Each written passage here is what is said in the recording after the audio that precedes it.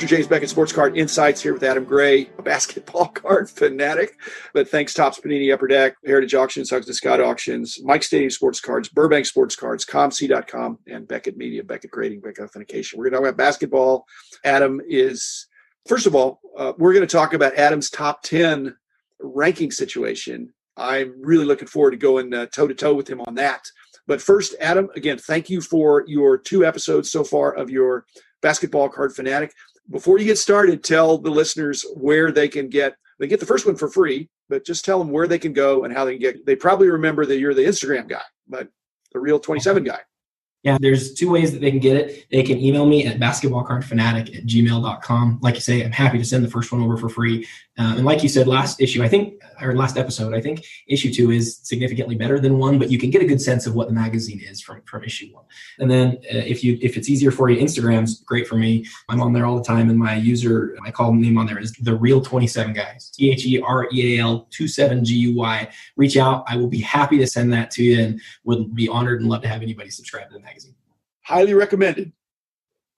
Okay, so Adam, you did a kind of a shout out to a bunch of people, and I think 17 people gave very serious responses to your top 10 iconic basketball cards of all time. What I did is I messaged 20 people who are big collectors, who were people who I felt represented a lot of the spectrum of basketball card collectors. I especially liked to message those people who are collectors of both vintage and modern, because in reality, it's hard to compare the two. They're just so different, right? It's hard to come up with a list of the 10 most iconic basketball cards, but that's what the goal of this was. So we took 20 people and said, give us a list. 17 of them responded. They each gave their top 10, and then we assigned each a weight and then ranked them from 1 to 22. The reason that we went so high is any card that received more than 1 vote, I wanted to show a representation for. So if a card only got 1 vote, I kicked it off the list. But if more than 1 of the 17 people included it as a top 10 ever, I wanted to show representation of that. And so we ended up with 22 and highlighted the top 10 in issue 2 of Basketball Card Fanatic.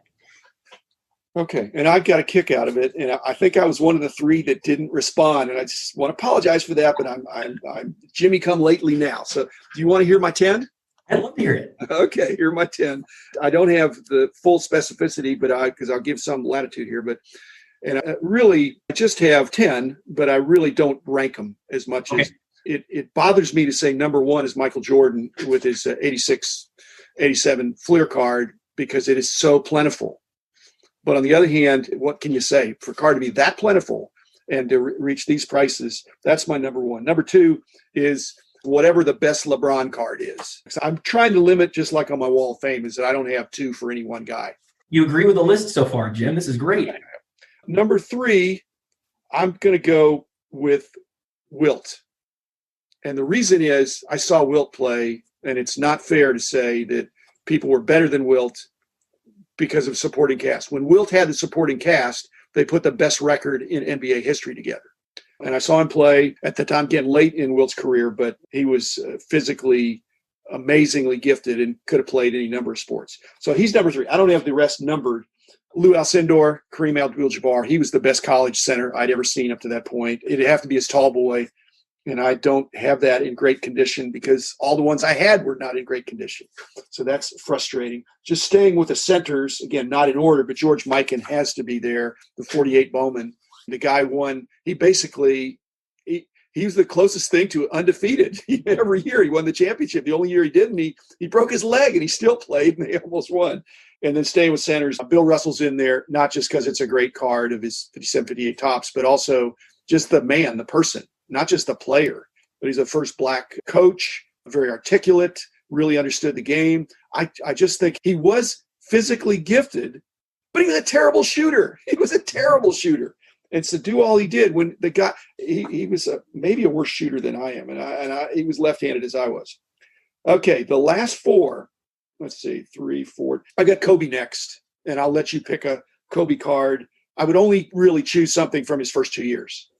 The second year of Kobe cards opens up a whole bunch of really cool cards, including the jambalayas and the PMG greens and things like that. And then the Magic Bird, Dr. J, that has to be in there. That's almost getting a twofer. I've got Luka next.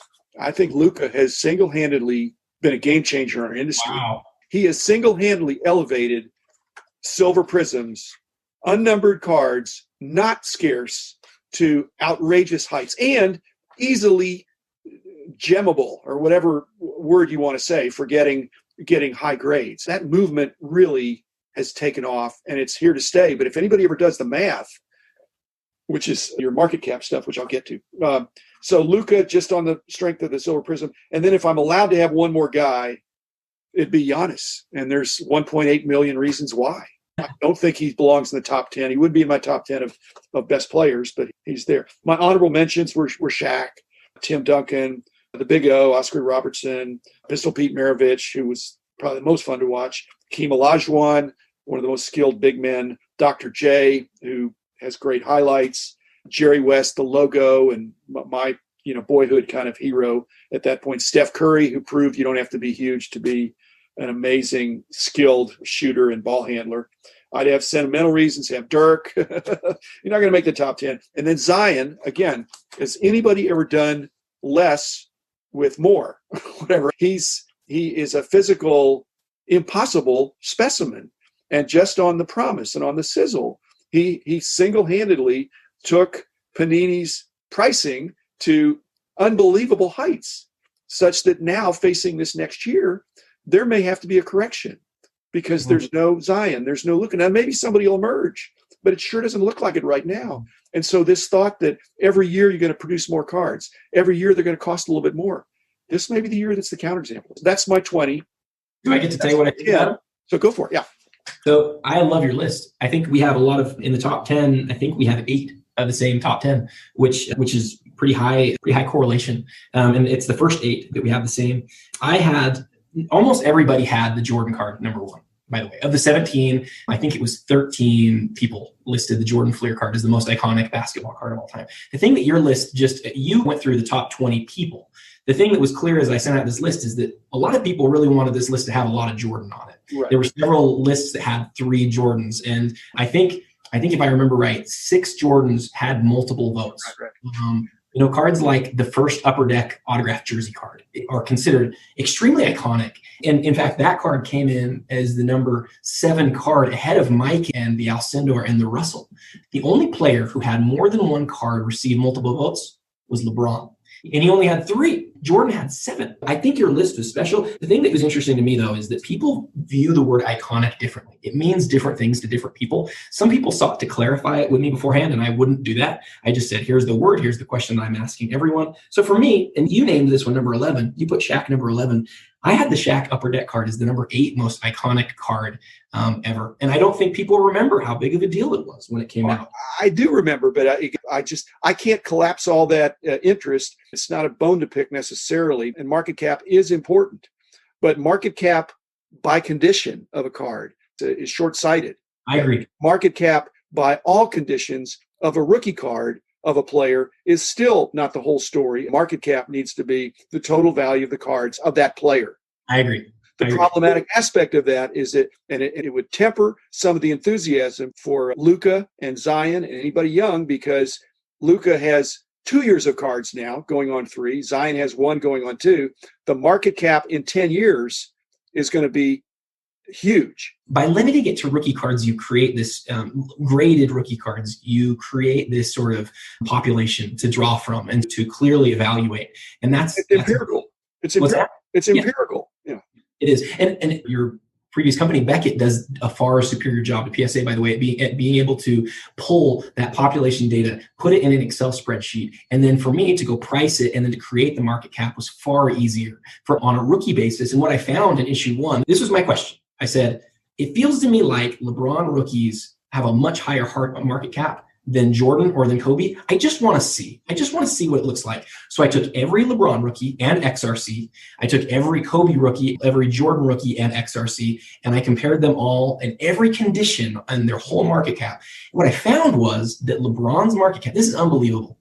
His market cap is more than 2x Kobe plus Jordan.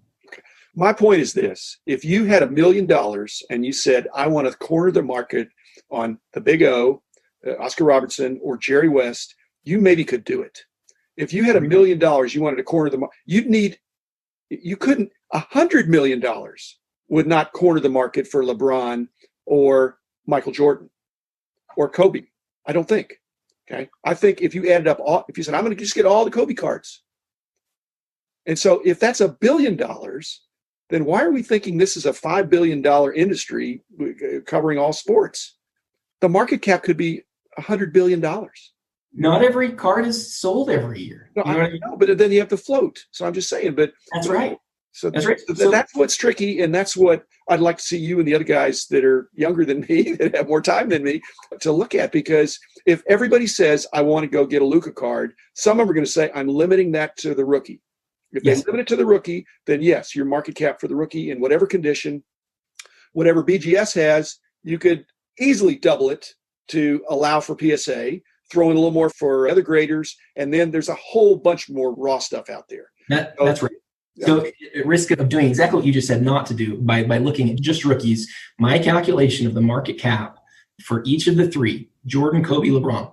Jordan, $102 million. This is just Beckett graded rookie cards. Okay.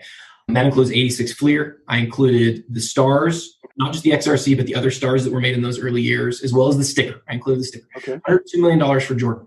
$50 million for Kobe. It's actually $50,400,000 and $295,000 for LeBron James. And to me, that speaks to how iconic these cards are. I believe market cap and how iconic something, I think we sometimes maybe use those things interchangeably. And that's what I was seeking to discover. The next issue of the magazine, its purpose is going to be to take these top 10 and to say, okay, across Beckett and PSA, and I'm just going to do those two, what is the total market cap for these individual 10 cards? Not the player, which you're talking about, which I think is interesting, but I'm saying, what about these 10 cards? What's the market cap? I'm interested to see what comes out of it.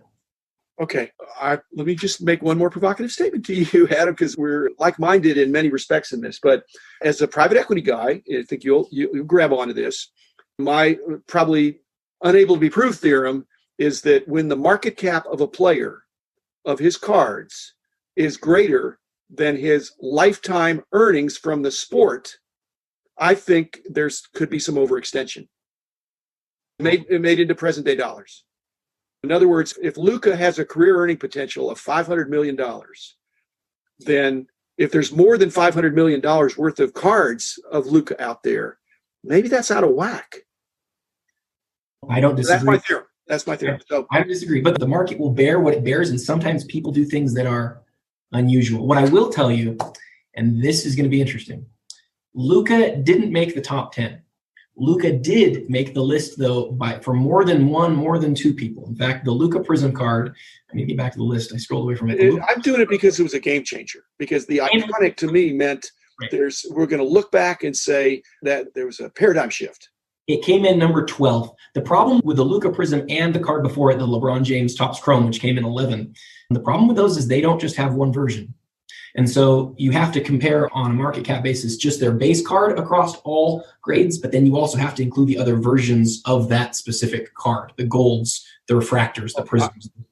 I totally agree, because I think in 5 years from now, people are going to say, I want Luka, and so what's his best rookie card? And they're going to say, oh, maybe I can't afford that. They're going to look at the span of the different rookie cards, and they're going to say, what looks like a decent deal? But if there's 500 million market cap to work with of Luka rookie cards, they're going to pick and choose. They're not necessarily going to go to the Silver Prism. Are there more people chasing cards than with that amount of money than the amount of money the player's going to get for playing the game? That's to me when I think it starts getting out of whack. You know, I've never thought in those terms before. Yeah. I think it's super interesting. It is interesting. Thank you, Adam. We'll do some more episodes in the future. In the meantime, keep up the great work on the e-magazines. Again, highly recommended at the Real 27 guy. And you're at Gmail too, I guess. With the Gmail is Basketball Card Fanatic. Gmail.com. Yeah. Okay. If you want some more basketball, I will tee up Adam again in the future. So thanks everybody. Be back tomorrow.